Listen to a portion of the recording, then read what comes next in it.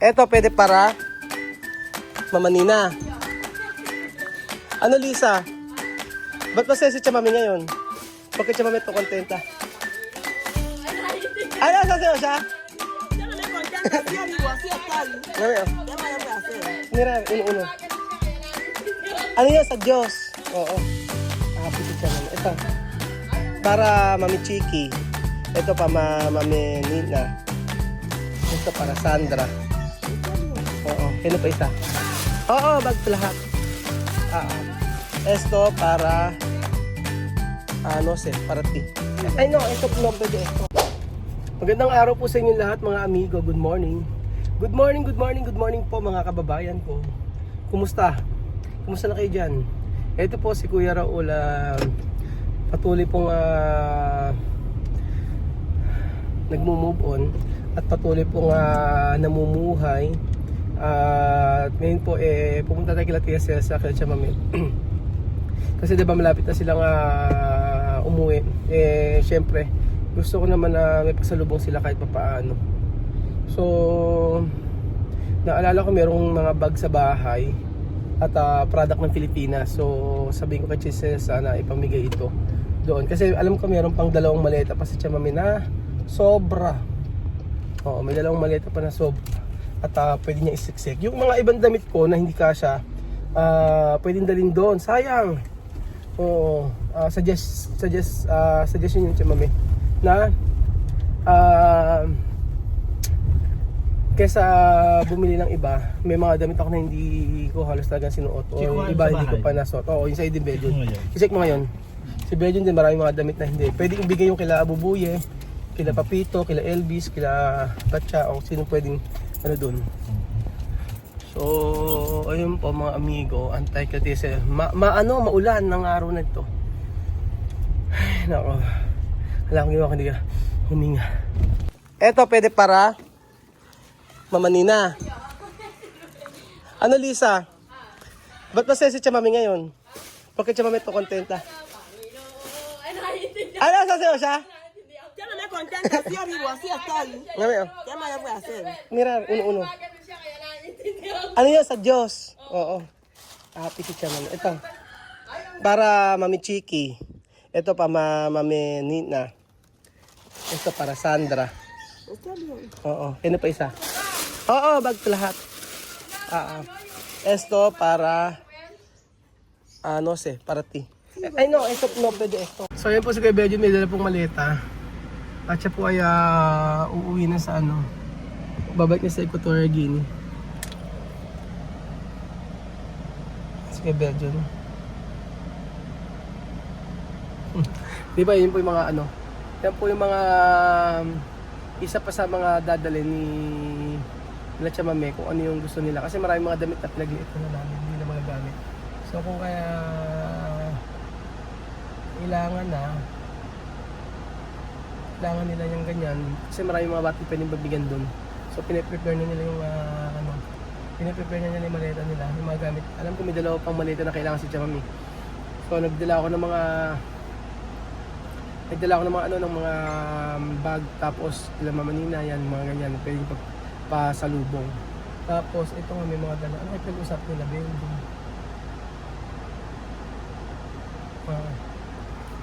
May usapan sila Bedyon, tsaka sila Vivian. Paano sila Vivian, tsaka sila Amir.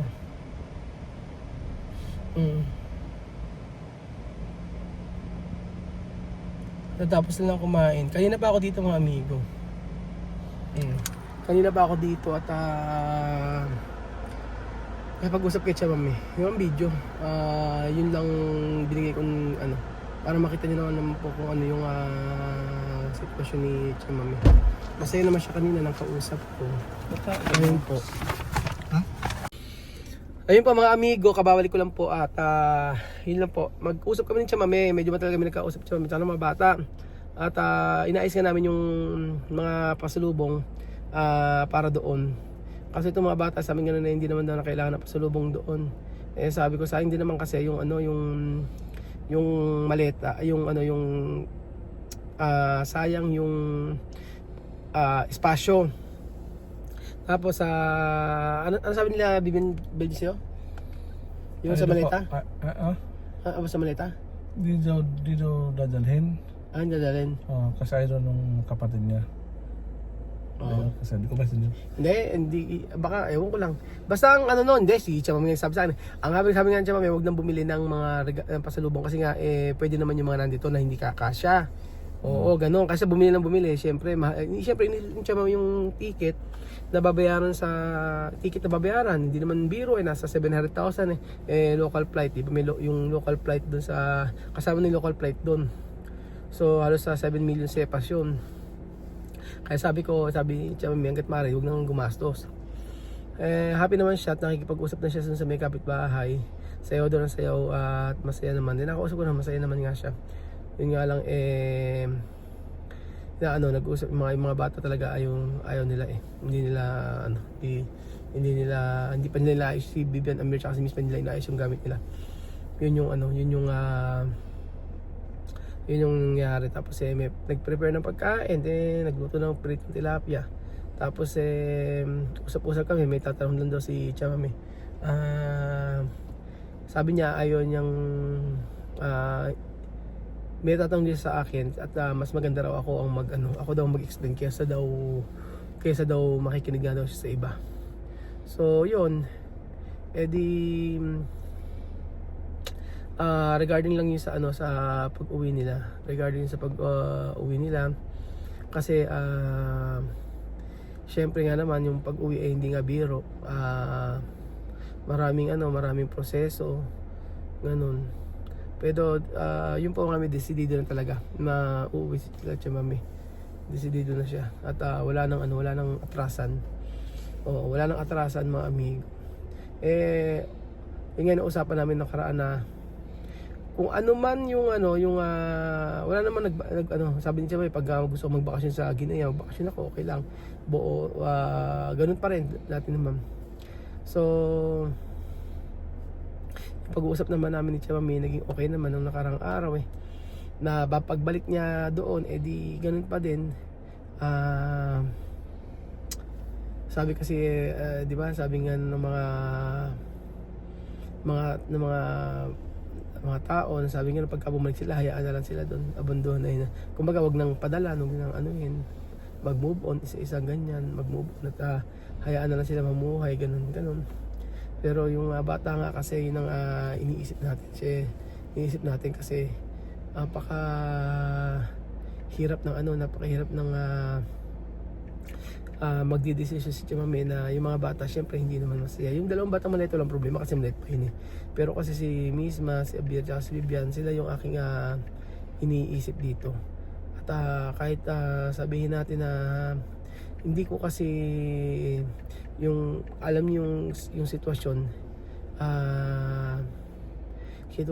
ni La Vivian Amir kasi malalaki ni mga to so ang masusunod pa rin sabi ng ganun ikaw dapat ang masunod Ruel, sabi ng ganun kasi ikaw yung ikaw ang tumatayong tatay niya, di ba sa Equatorial Guinea dati nung si Mahmoud ikaw ang nagtumutulong kay Mahmoud, yung anak ni Apoyo pinagpapaalam pa kapag aalis o kapag kukunin ng tatay, pero yung tatay mismo yung mismong tatay ang nanghihiram. Pero kung sino pala doon yung bumubuhay ganun o kung sino nagbibigay, sila yung parang inaanong tatay. So sabi nga na dapat ikaw masunod, sabi gano'n. Di ba sa kultura nila ganun, yun ang sabi. Excuse me. Sabi ko ay nako, mahirap sabihin yung ganyan na sasabihin na ako masusunod, sasabihin ko iwanan yung mga bata, iwanan mo yung mga ganyan at ako masusunod, hindi po pwedeng ganun. Kahit pa sabihin na tayo ang nagpo-provide ng lahat sa kanila, merong yung nanay ay may desisyon na dapat yung nanay ang dapat masunod sa ganyan.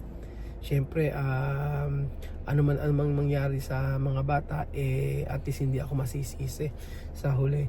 Pinipilit ng mga bata na malaki na sila, ganun. Sabi ko sa inyo, hindi pa nakagayak yung kanilang maleta.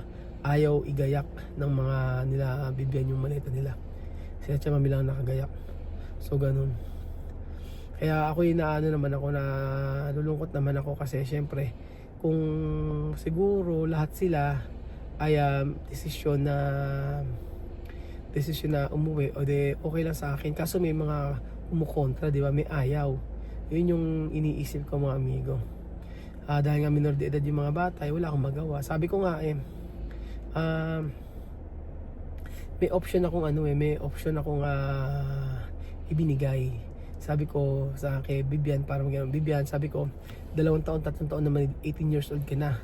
Pwede ka na kakong bumalik dito sa Pilipinas pag ano ka na. Sabi niya, magsisimula uli kami sa umpisa. Sabi nga din, pati si Misma sabi niya, si Mamir, magsisimula kami, makalimutan ko na mag-Tagalog, makakalimutan ko na yung Tagalog, makakalimutan ko na English. Kasi sa 2 years na napakadaming mangyayari, sabi nga ganun. Ay talaga nila. Kaya sabi nga nun pinipilit niya ipaintindi sa nanay yun. Yung talaga, silang mga bata nagpapaintindi sa nanay.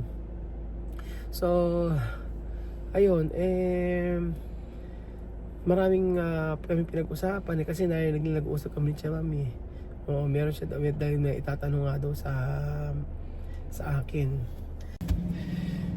Kahit ano man pong sabihin namin, sabi ko nga po sa inyo, lahat ng decision is nasa nanay, ganun po.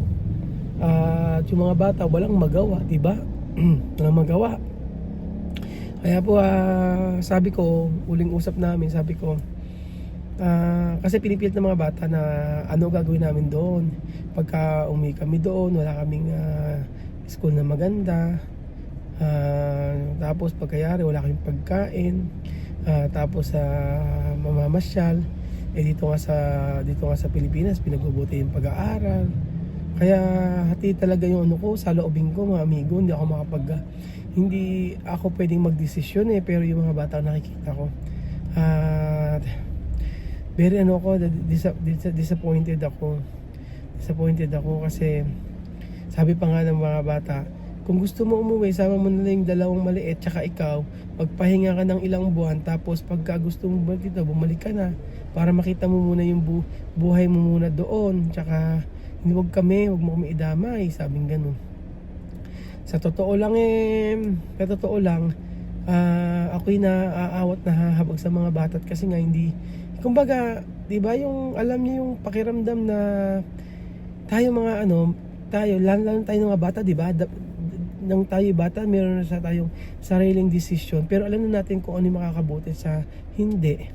Pag nga edad na nga 16 na ganyan o 15 anyos ganyan, alam kung ano ang makakabuti kasi by experience nila kung gaano kahirap sa bansa na yun.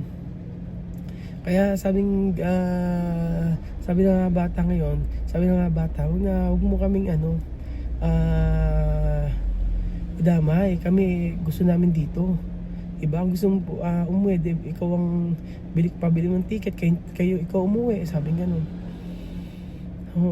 Kaya sabi ko sa mga bata, in-explain ko, kayo minor de edad kayo, hindi kayo pwedeng mag-decide pa. Kaya pagka naging 18 kayo, pwede na, sabi ko gano'n sa kanya. Sinasabi nga, hindi kami papayag. Bakit kami uuwi pag uwi namin, makakalimutan namin Tagalog, makakalimutan namin. Ay Diyos ko, sabi ko nga gano'n ang hirap naman ka ako ng ganire.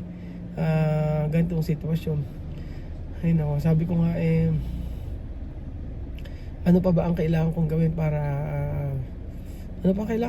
di ba, para maipamulat sa nanay kung ano yung kahalagahan ng pag-aaral dito. So wala na akong magagawa doon. Ang akin lang intindihin ko rin naman yung sitwasyon ng mga bata.